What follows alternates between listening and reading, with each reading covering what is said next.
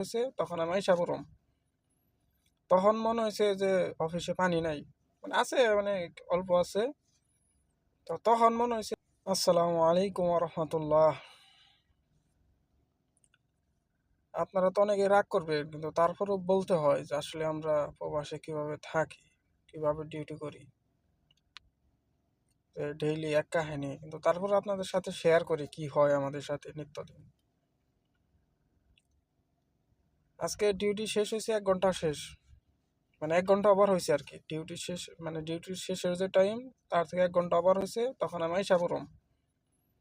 তখন মনে হয়েছে যে অফিসে পানি নাই, মানে আছে, মানে অল্প আছে। তো তখন মনে হয়েছে যে পানি কিনে দিতে হইব। সারাদিন কোনো খবর আসলো না, সারাদিন মনে নাই।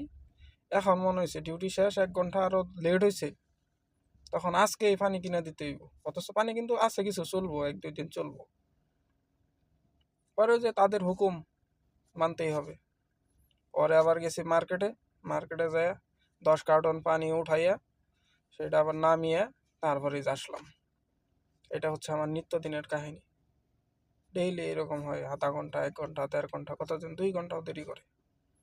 মানে ডিউটির শেষের টাইম হয়, টাইম শেষ হয়ে যায়, তখন তাদের মনে হয়, তখন তারা অফিসে আসে, তখন তাদের কাজের কথা মনে হয়।